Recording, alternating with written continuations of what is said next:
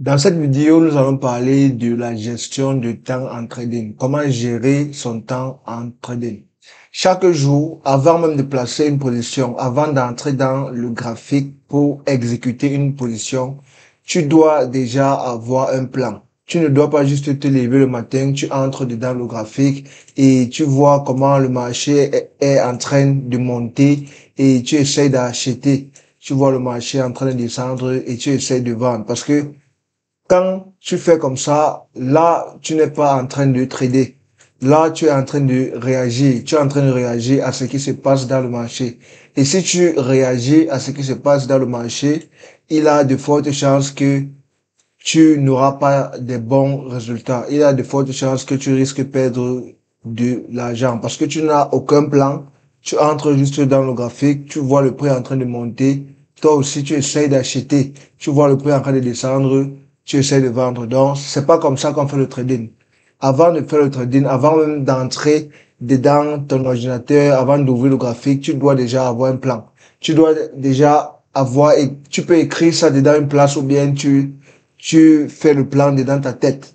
Tu te dis que bon, ok, aujourd'hui, je vais trader telle devise.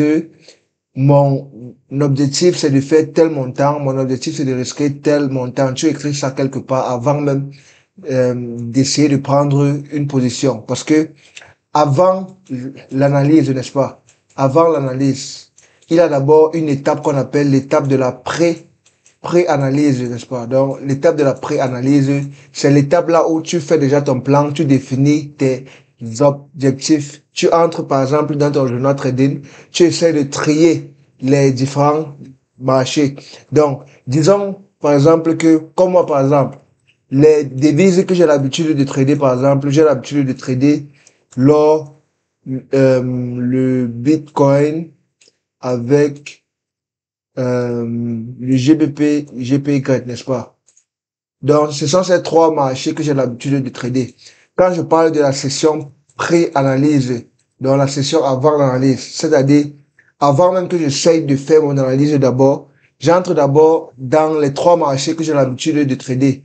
Je regarde les trois marchés et je vois quel est le mieux, quel est le plus facile que je peux trader. Donc, je peux entrer là, par exemple, comme là maintenant, je peux entrer dans l'or. Je vois que l'or ici, c'est lent. Ok, je vois la tendance est haussière, oui, ça quitte d'une tendance baissière et je vois qu'à partir d'ici, ça commence un peu à être lent et il a une consolidation là qui se forme. Ok, donc là, je pars maintenant dans le Bitcoin. J'entre dans le Bitcoin, je vois dans le Bitcoin, la tendance est baissière. Ok, le prix est descendu, ça fait une tendance baissière, le prix commence à ralentir ici. Ok, j'observe, j'entre dans GBP, GPY, je vois ce qui se passe. Qu'est-ce qui se passe dans GBP, GPY? Je vois que GBP, GPY, le prix est tendance baissière et ici, il a une petite correction vers la hausse qui est en train de se former. Donc, parmi ces trois marchés que j'ai vérifiés, je vais choisir un seul que je vais trader parce que je ne vais pas trader tous les trois à la fois. Donc, je vais choisir le meilleur candidat, le marché que je sens que bon, il a le plus de volatilité et le plus de potentiel. Donc, et cela va aussi dépendre aux sessions. Donc, si c'est la session, par exemple, New York, la session New York, je sais que l'or a l'habitude de plus bouger durant cette session. Donc, l'or sera mon favori parce que je sais qu'il a de la volatilité.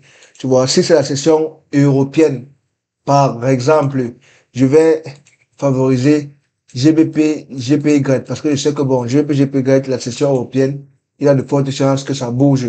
Donc, si je tradais aussi une autre chose comme l'euro-dollar, je vais essayer de voir si c'est la session européenne, je jette aussi un coup d'œil sur l'euro-dollar. Par exemple, donc ça c'est un exemple de comment on fait la session pré-analyse, comment on fait pour avant même de commencer ton analyse dans la journée, tu dois d'abord trier. Tu tries dans les devises que tu as l'habitude de trader. Tu essaies de voir quel est le meilleur candidat parmi tous ces devises que tu vas trader. Tu vérifies la tendance, tu vérifies la volatilité, comment c'est en train de bouger, si c'est lent, s'il y a du volume. Tu vérifies la session. Est-ce que dans cette session, il y a de fortes chances que ça bouge ou pas? tu vérifies la tendance de tous les marchés. Quelle a une tendance plus simple à lire? Quelle est plus facile à interpréter? Tu vois, comme dans cet exemple-ci, le, si il faut que je dise le marché qui a une tendance plus facile pour moi, ça sera le Bitcoin. Parce que le Bitcoin, la tendance ici, quand je vois là, c'est plus facile à interpréter. On voit que la tendance ici, c'est baissière. Tu vois, on voit quand même qu'ici, là, c'est propre.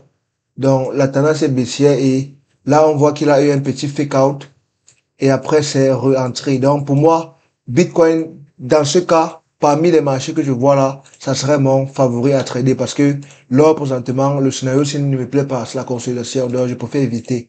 GBP, GPGAT, quand j'entre dans le GBP, GPGAT, on voit aussi consolidation, ça ne me plaît pas.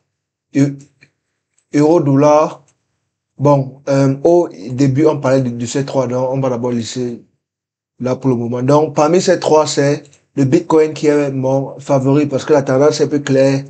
Et voilà, donc, s'il faut, ça, c'est ce qu'on appelle la session pré-analyse. Donc, parmi les trois devises que j'ai l'habitude de trader, je trie. Je vois que, bon, OK, là, c'est le Bitcoin que je vais me concentrer. Tu vois, je fais déjà le plan. OK, quel est mon objectif? Quelles sont les zones que je cible? Tu vois, quelles sont les zones que je cible? Les zones que je peux, qui peuvent m'intéresser, je commence à dessiner mes zones. Avant de partir maintenant à la session de l'analyse, à l'analyse maintenant. L'analyse maintenant, c'est ce que je vous ai déjà expliqué plusieurs fois, ma stratégie trading tout simplement. L'analyse sentimentale, fondamentale, dessiner les zones de support résistance, vérifier la tendance. Bref, ma stratégie trading. Donc, j'ai déjà expliqué ça dans une autre vidéo. Si vous ne connaissez pas la stratégie, entrez dans l'autre vidéo là pour regarder la stratégie trading.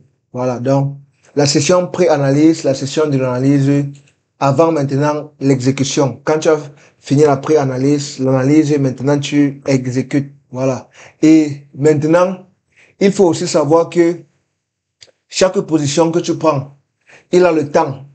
Donc, c'est pour ça que je dis toujours qu'il faut utiliser un journal trading parce que quand tu utilises un journal trading, ça va te permettre de savoir euh, quel est le temps moyen que les positions durent. Tu vois, c'est pour ça que je vous demande toujours de backtester. Si vous ne connaissez pas comment backtester, si vous ne connaissez pas comment utiliser le journal trading, j'ai fait des vidéos sur cela, allez regarder, ou bien vous demandez dans le groupe, je vais vous envoyer le lien. Donc, vous backtestez, utilisez le journal trading. En faisant cela, ça va vous permettre de connaître le temps moyen des positions.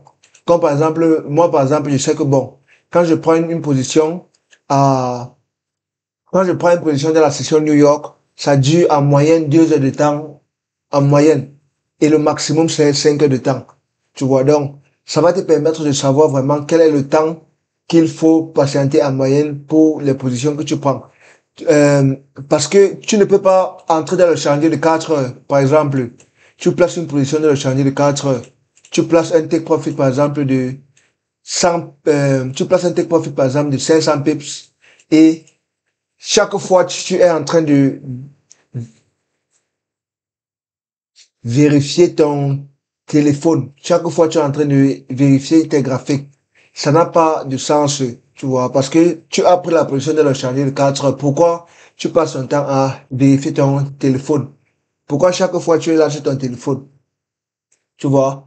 Euh, le changer de 4 heures, ça prend du temps. Donc, ça veut forcément dire que la position va prendre du temps. Donc, tu ne dois pas être là chaque fois en train de vérifier ton téléphone. Tu vois, parce que quand tu prends déjà dans l'échange de 4 heures, tu dois déjà t'attendre à ce que la position dure, que la position prend une bonne période de temps. Donc, un truc même comme 6 heures ou bien même une journée. Donc, si tu as pris la position d'un échange de 4 heures, c'est au moins c'est après 1 heure de temps que tu dois vérifier ton graphique, après 1 heure, 2 heures de temps, tu vois un peu. Donc, ça qu'on appelle la gestion du risque en trading. Si tu places une position et que chaque fois, par exemple, tu es dans ton graphique, tu es en train de vérifier, c'est parce que il y a deux choses. Soit c'est parce que tu ne connais pas ce que tu fais, tu n'as pas confiance à la position que tu as pris. Tu as les doutes, tu ne sais pas si ça va monter ou si ça va descendre. Tu as juste placé la position par hasard. Ou bien c'est parce que tu as pris des risques énormes. Tu as pris un risque que tu ne peux pas supporter et c'est pour ça que chaque fois tu es en train de vérifier ton graphique et tu ne laisses pas le temps à ta position de prendre le temps de se construire, en fait. Donc, si tu veux regarder ton graphique chaque fois, tu vois, ça doit être un scalping peut-être, oui. Si c'est un scalping là, on peut comprendre. Si c'est un scalp et que tu sais que bon, ton journal te dit que bon, d'après la position que j'ai pris, le trade type, ça ne va pas durer, ça va prendre moins d'1 heure de temps. D'après tes statistiques, d'après ton journal trading. Lui, pour l'autre là, ok, je peux comprendre que tu es scotché chaque fois dans ton graphique. Mais si ton journal te dit par exemple que bon, d'après ce type de trade que tu as pris, ce type de graphique, tel nombre de pips que le take profit est, tel nombre de pips que le stop loss est, ça doit durer par exemple, en moyenne, ça dure par exemple 8 heures de temps, 6 heures de temps, une journée. Donc, ça veut dire que quand tu places cette position, tu ne dois pas être tout le temps en train de vérifier ton graphique. Au trop, c'est chaque 1 heure de temps que tu dois vérifier ton graphique. Tu dois apprendre comment gérer ton temps.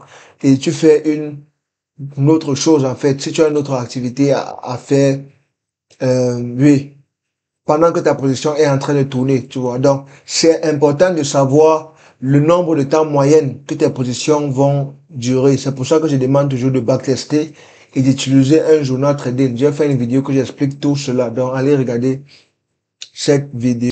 Donc, et comme je disais au début, la session pré-analyse, ça peut être fait à n'importe quel moment avant l'analyse. Donc, c'est-à-dire, tu peux, le soir, avant de partir dormir, tu peux faire ta session pré-analyse. Tu fais déjà tes analyses pour demain. Tu identifies déjà les marchés qui t'intéressent. Et maintenant, le lendemain maintenant, tu te lèves maintenant et tu fais ton analyse maintenant. OK? Tu fais ton analyse avant maintenant d'exécuter. Voilà. Et tes analyses, quand tu fais les analyses, ça doit prendre au moins 30 minutes. Si tu n'as rien fait, tu dois vraiment prendre le temps de comprendre le marché.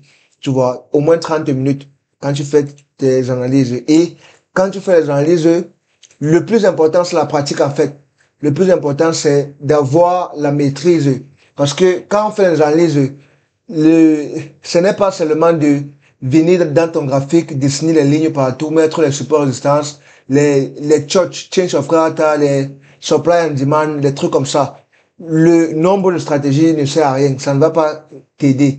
Le plus important, c'est de prendre une seule stratégie et de la pratiquer le maximum de fois. Donc, il a une parole là. Il a une parole, une citation qui dit que, bon, je ne me rappelle plus de la personne qui a dit ça. Je pense que c'était Bruce Lee. Bruce Lee, bon, il a dit que je n'ai pas peur de la personne qui a pratiqué, qui a plusieurs coups de poing, mais j'ai peur de la personne qui a pratiqué un seul, euh, voilà, bon, il a dit ceci, je n'ai pas peur de la personne qui a 1000 coups de poing, mais j'ai peur de la personne qui a pratiqué un coup de poing 1000 fois. Tu vois, je n'ai pas peur de la personne qui a 1000 différents coups de poing, mais j'ai peur de la personne qui a pratiqué un seul coup de poing 1000 fois. Parce que quand cette personne-là va te prendre avec son un seul coup de poing, ça va faire très mal. Tu vois, donc c'est la même chose en trading. Le nombre de techniques que tu utilises, ça ne sert à rien. Le plus important, c'est de prendre une stratégie, une seule approche et de le pratiquer le maximum de fois, backtester, journal et voilà.